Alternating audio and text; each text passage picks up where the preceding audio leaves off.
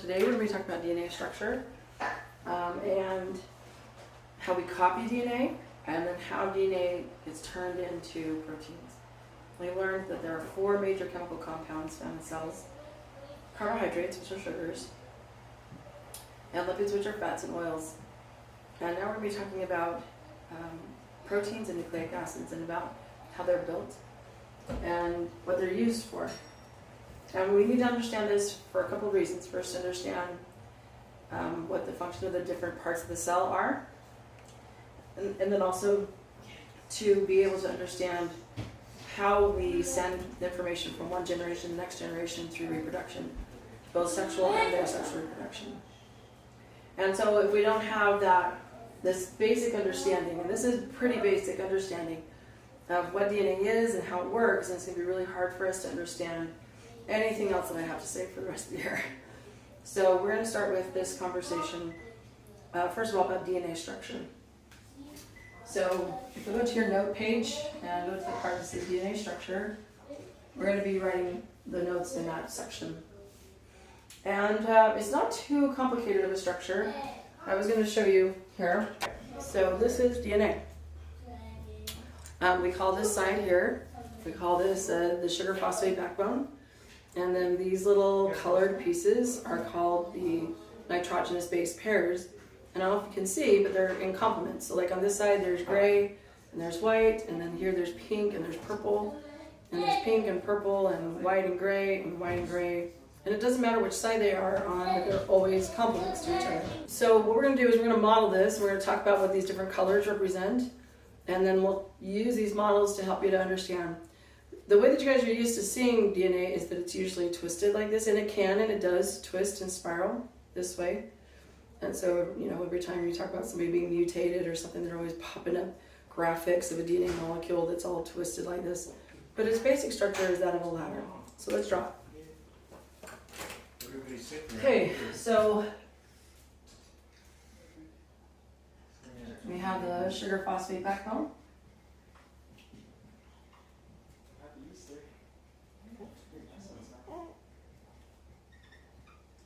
And we have what we call nitrogen base pairs. Those are the rungs.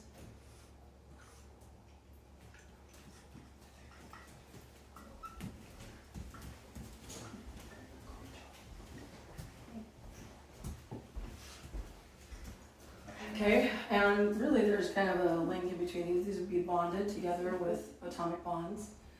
And there are 4 nitrogen base pairs, or nitrogen bases. And they have names, and we use the letter that their name starts with to write out genetic code, which is why it's worth learning their names.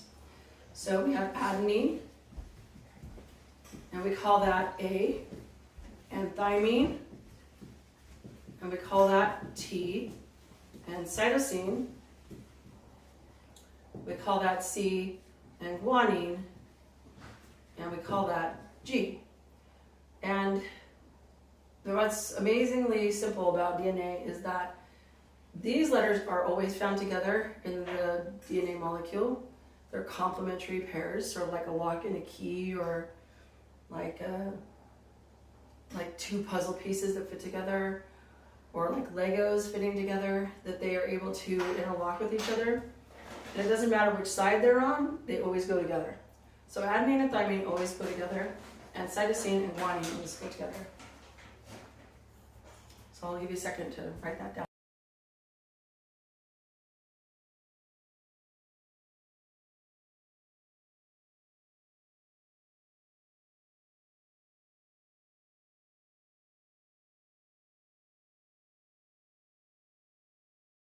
So let's say if this side was A, then what would be on the other side? That's right, it would be T. And if T was on this side, then what would be on the other side? A. And then if I had C on this side, what would be on the other side? That's right, it would be G. And if I had G on this side, then the other side would be C. And the way that I remember it is that the letters that look like lines, that have straight lines, they go together, and the letters that are more circular, they go together. So that's a way to think about it. So let's go ahead and we're going to draw out a strand of DNA. So let's make up a code. I'm going to use this one so I don't forget it.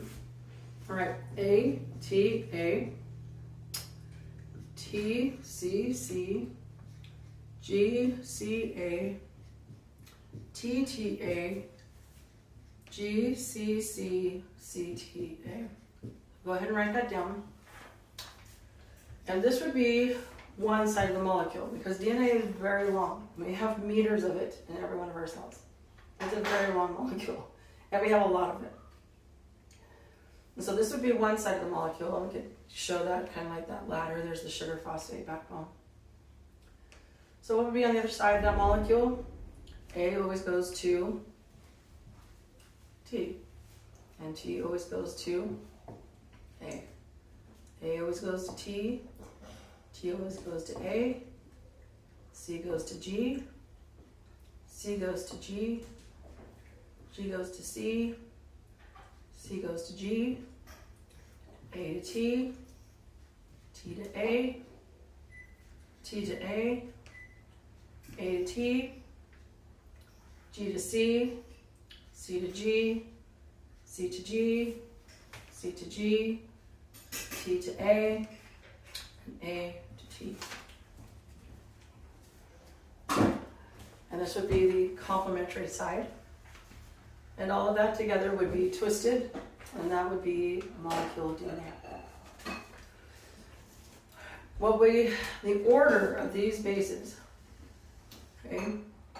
So ATA, TCC, GCA, TTA, GCC, CTA. That is genetic code.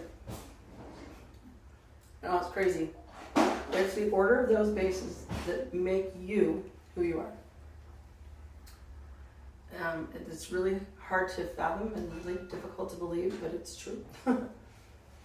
Okay, so this is what we call genetic code.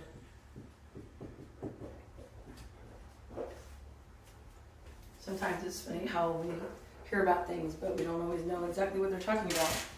You might find out it's something really interesting like a molecule, and it makes it seem even weirder.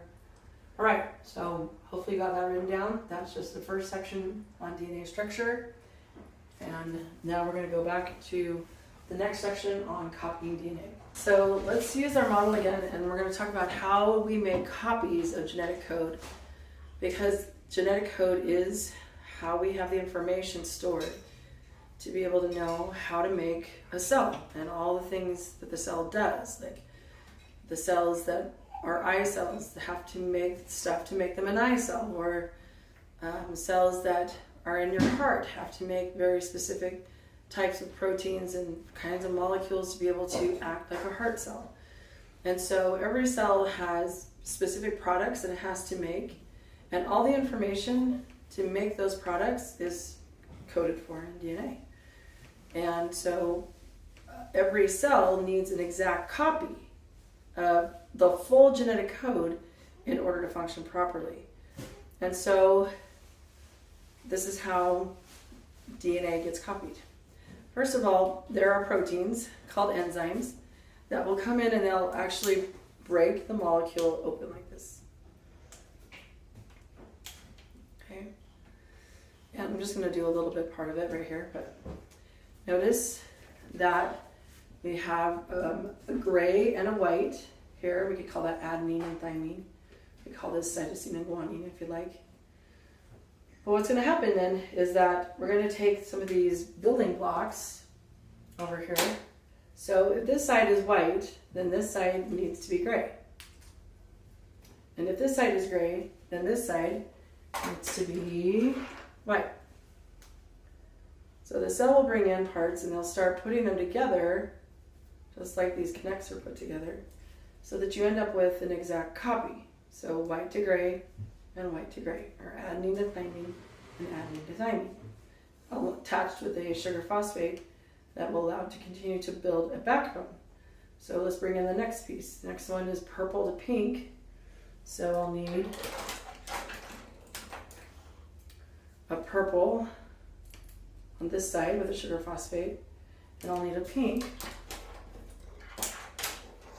on this side of the sugar phosphate. And aren't you glad there are molecules just to do this for you and you don't actually have to think about it? But yes, this is happening in your cells all the time. See, and now I have those two parts copied. Okay, and then this one is pink to purple, so I need a purple on this side. Oops, I need my little marker piece, my bond.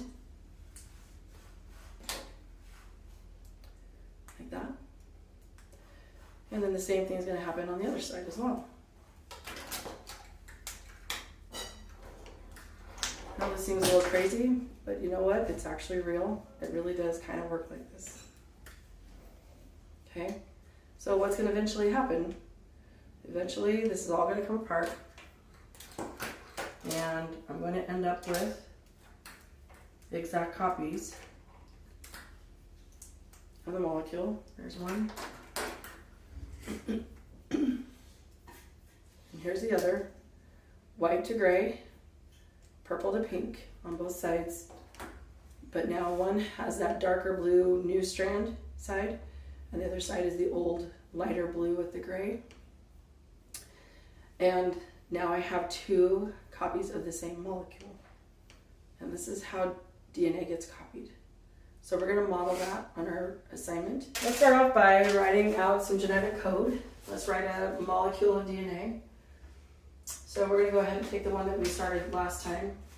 And we're going to keep using that as we go through the same strand of DNA, the same section of code. So I'm going to say A, T, A, T, C, C. Oh, where's my glasses? So I can't read.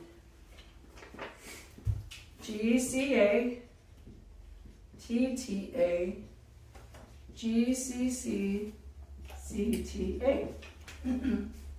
Okay? So that's the one side. So what would the complement be? I'll bet you can do it. T, A, T, A, G, G, C, G, T, A, T, C, G, G, G, A, T. And that is the molecule. So now what we're going to do is we're going to copy it. Now, when I drew it out, this was on the left-hand side of the page, and I could break it off into the two sides, which I think you guys can still do. So you see on my paper, I don't know, let me see how I got that arranged. Yeah, okay. So we're going to go ahead and put it onto, but I'm going to put it below. So we're going to take this side, and we're going to make that side, and then we're going to do this side.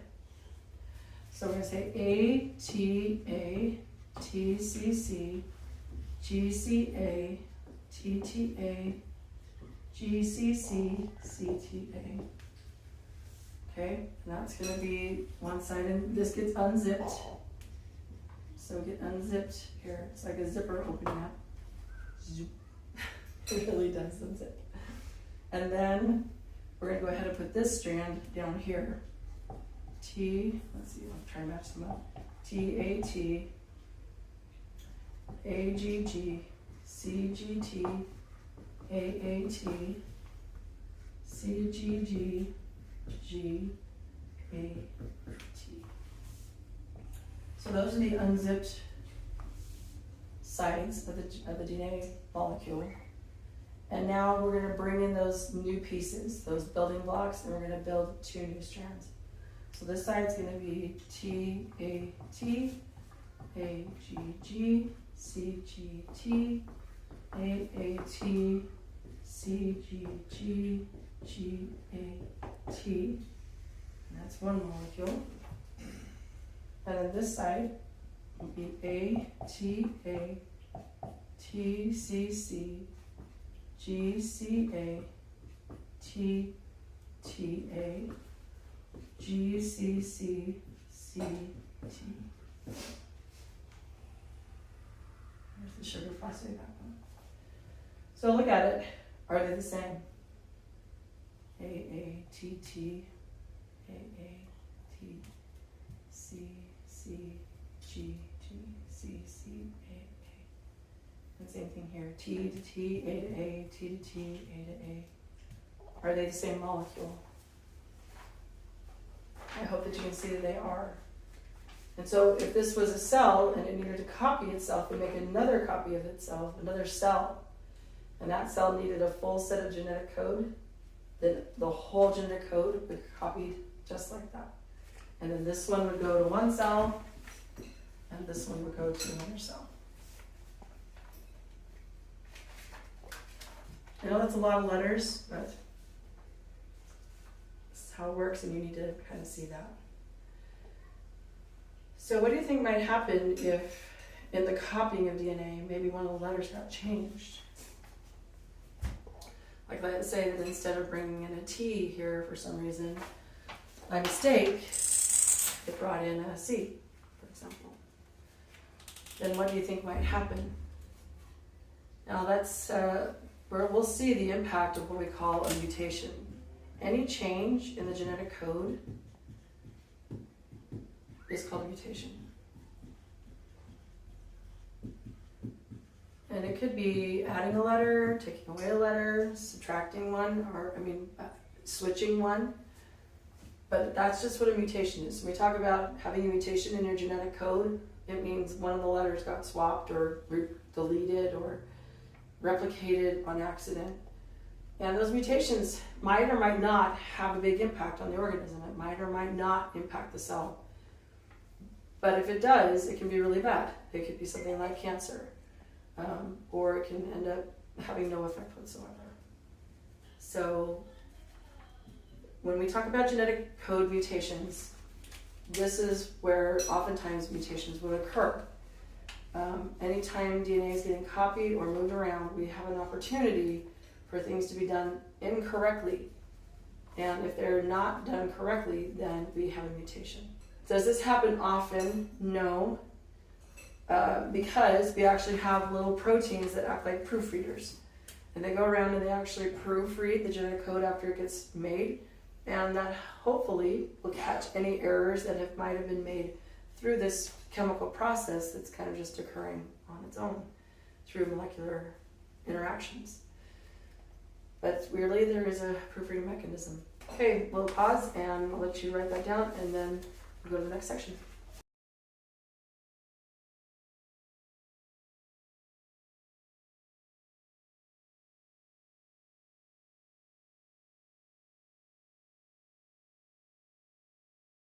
Our next section is going to be on transcribing DNA, which is a term that just basically means to write across. It's literally translated what it means. And transcribing is the process by which we make RNA. Well, I think one of the things I forgot to put onto your DNA notes was what DNA stands for. And DNA stands for deoxyribonucleic acid. Here, I'll write it down here. You can write that on your notes.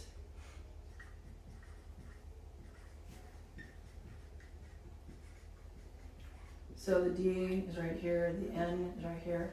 So when we say what is nucleic acid, and we say nucleic acid is DNA or RNA. DNA is the bigger double-sided one, but transcribing DNA is the process by which we take that DNA and we open it up and we make up a new molecule that is similar to DNA, but only has one side. And we call that RNA. This is the process for making RNA.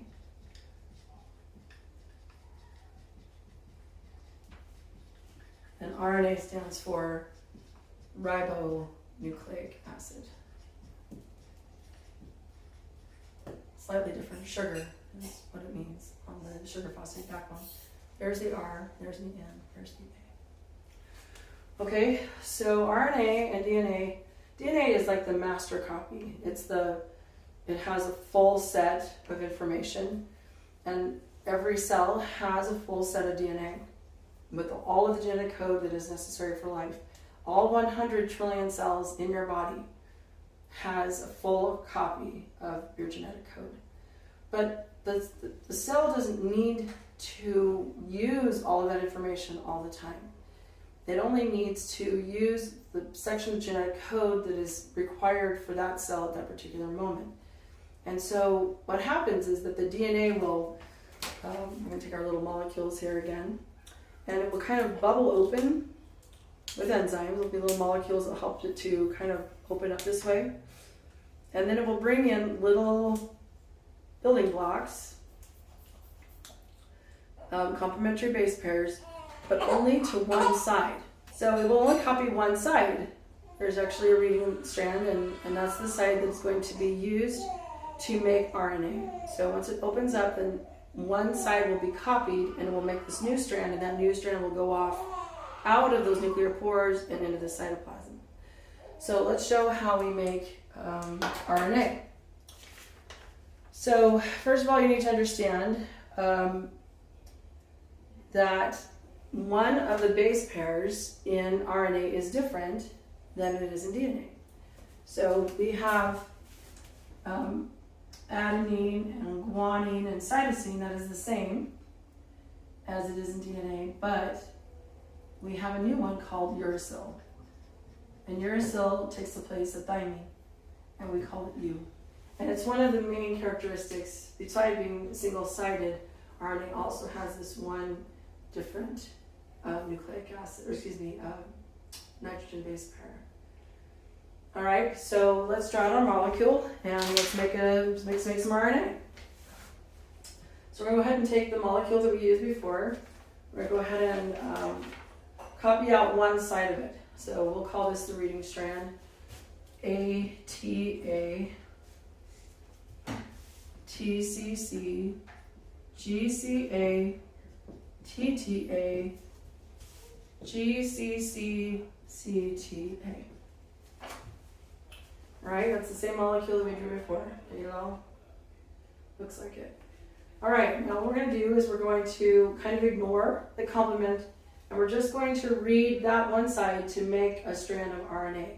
And this time, anytime we have an A, instead of putting down a T, we're going to put a U instead. So adenine will match with uracil instead of with thymine. T will still go to adenine, but A will go with uracil. So let's make the RNA strand. So here's the DNA reading strand.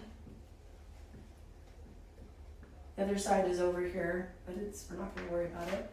And we're going to go ahead and make a copy.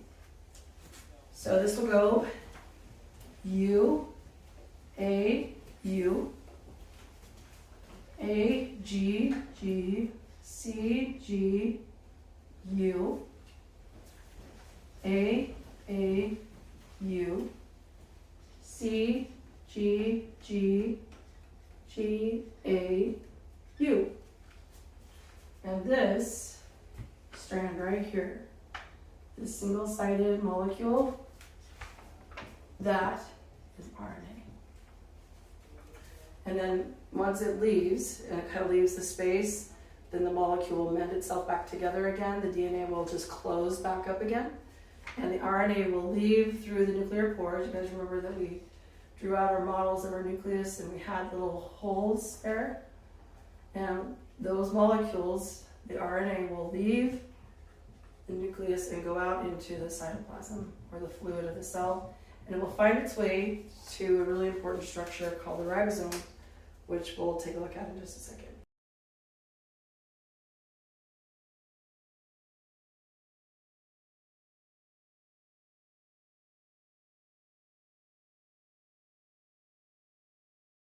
UAU, AGG, and let's say that CCU is being read right now.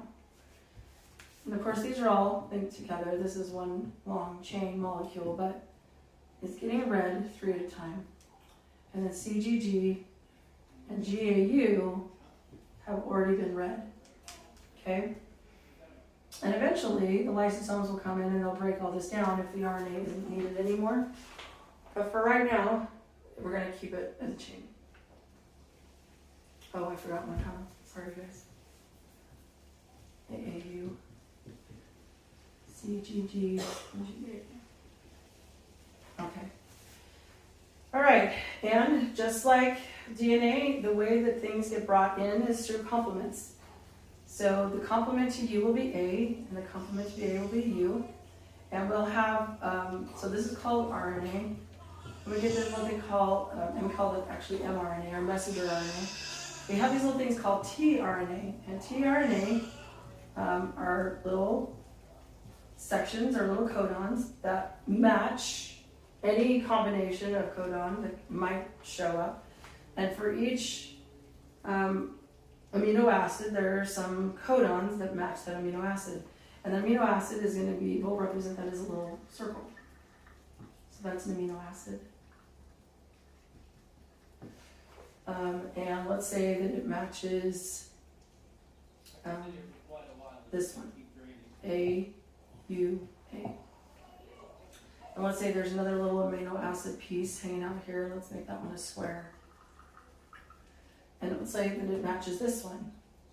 So A goes to U, G goes to C, G goes to C. So UCC will be the code for that particular amino acid. And these are just molecules. But let's say now I've got this one that's docked on the ribosome. Oh yeah, by the way, this is a ribosome. Okay. And so what would be the codon that would be the transfer RNA that would be attached there? Well, C would have to be matched with G, C would have to be matched with G, and U would have to be matched with A. And let's make that one a star.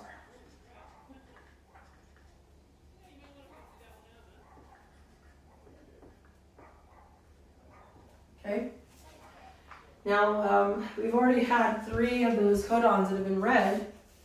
And so over here, coming out this side, I guess we could say, we already have an amino acid chain that has been built.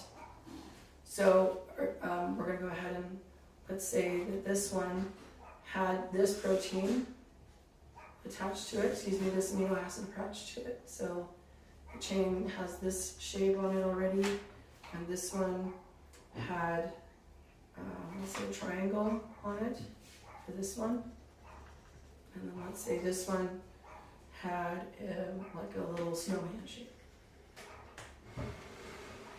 Okay, and so those 3 have already been read. Okay, and this is going to go out and it's going to get recycled. If the RNA is not needed anymore, they'll just pull it apart and reuse those building blocks later. Meanwhile, this little star piece here is going to get attached to this strand, to each one of those amino acids, and then in turn, the square will get attached and the circle will get attached until eventually you'll have something that looks like this. Circle, square, star, rectangle, triangle, snowman. And those will be bound together, and that is a protein. And each one of those are amino acids. So the same way that a necklace is made out of like beads on a string, proteins are polymers that are made out of little repeating sections of molecule called amino acids. There are 20 amino acids, and I think like 9 of them that are absolutely essential for life. If any of you guys ever lift weights or anything where you're drinking a protein drink, what you're really drinking is the amino acids that your body needs in order to build proteins. And proteins can be used to make body structure, the parts of our cells. The enzymes that have done all this work, the ribosomes are built out of protein. All the enzymes that make all these things come together or unzip DNA, those are all made out of proteins. So they make structures. They also make hormones, things that tell us to wake up and things that tell us to go to sleep. All those are just chemicals, and they're all proteins. They determine the color of your eyes. They determine the color of your skin. They talk about the texture of your hair. Your hair is made of protein. Your skin's made of protein. There isn't anything in you that isn't made out of proteins, and this is why DNA is important. DNA is only important because it codes for proteins. So what do you think would happen if there was a mutation? Well, it's possible that the wrong amino acid would come in and the protein could be built incorrectly. And if that's the case, then we end up with diseases. Like cystic fibrosis is a lung of disease, a disease of the lungs that babies are born with, an inherited disease that is caused because they can't make the right protein in their lungs to be able to get oxygen into the lungs correctly. Their mucus is too thick and it forms this coating. It causes scarring inside of the lungs. Because the problem is one section in their protein is not correct because their code is not correct. And the ribosome doesn't care whether or not this is going to cause a problem. It's just a molecule, and it's just reading the molecule, and so we'll bring in whatever amino acid goes with that code. And so if that means you have an incorrectly formed protein or mutated protein, and that's what happens. And that's what causes a lot of birth defects and a lot of diseases with people, is those small mutations that lead to big changes in proteins over time. Anyway, I think that's the end of that section. I'll take a little break and I'll answer the questions at the end.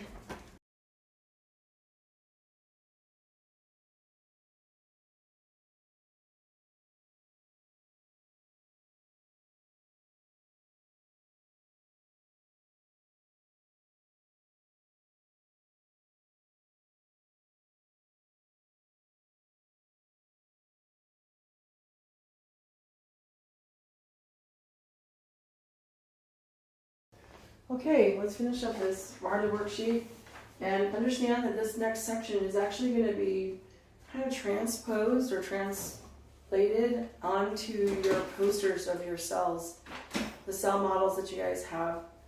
We're going to be drawing arrows between the different parts of the cell and showing some of the interrelatedness in their functions. How if one is not working properly, how that would affect the other parts of the cell. So we'll start, for example, with the cell membrane and the mitochondria. Sorry, I've had a very nasty cold this week, in case you want to know how my spring break went. Cell membrane and mitochondria. So we learned on question number 3, and if you didn't have number 3, I'm going to record another video that does the first part of the worksheet, and you can find that on my daily log. But the cell membrane can control what goes in and out of the cell through the use of proteins. They're coded for by DNA. And the cell membranes can allow things in, and specifically the ones that are really, really important for the mitochondria is sugar and oxygen. Without sugar getting into the cell membrane and oxygen diffusing through the cell membrane, mitochondria can't do its job. It's got to have sugar and oxygen in order to do cellular respiration. So the relatedness, when it says here, what is the relationship between the cell membrane and the mitochondria? We're looking at functional relationships. The functional relationship between the cell membrane and mitochondria is that the cell membrane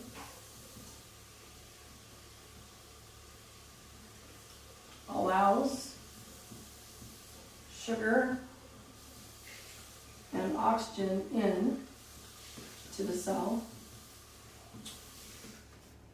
and that relates to the mitochondria because the mitochondria takes the sugar and oxygen and uses it to make energy, and we call that energy ATP, for the cell. So without the cell membrane doing its job, the mitochondria can't do this job. And that's why diabetes is a problem. Diabetes is a problem with the cell membrane, but that results in the problems in the mitochondria because then there's no sugar available to make energy, and so the person starts to die. Okay, number 9. Mitochondria and chloroplasts. This one, mitochondria, takes sugar plus oxygen and makes energy and releases H2O, water, and carbon dioxide. And the chloroplasts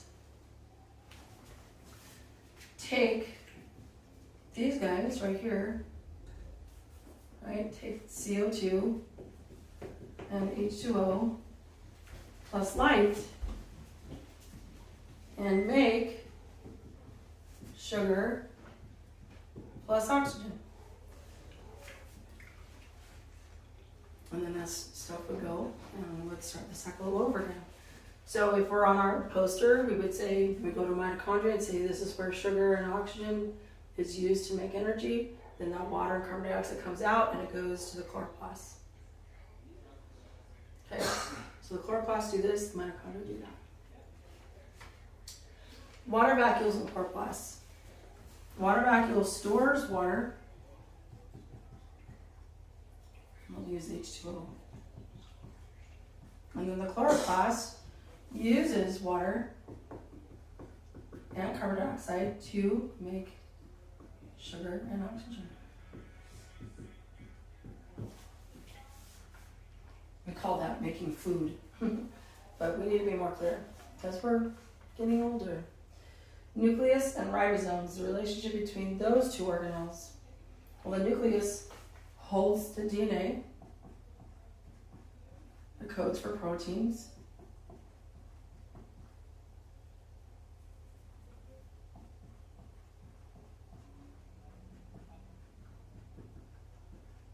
And then the ribosomes, the DNA makes the RNA that codes for proteins. The ribosomes use RNA to build proteins. So if the DNA doesn't do the job,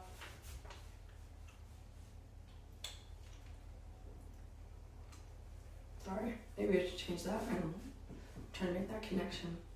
But RNA or proteins, whatever, codes for RNA, and they use the RNA to build proteins. If this doesn't do this job, then this can't do this job. So the ribosomes make the proteins and build them, and the nucleus holds information to make RNA that codes for the proteins. The ribosomes and the Golgi apparatus. We could probably put the endoplasmic reticulum on here as well. But the ribosomes make proteins from the RNA, from the DNA. And then they send it through the ER, through the endoplasmic reticulum, to the Golgi apparatus for packaging. The Golgi apparatus adds an address,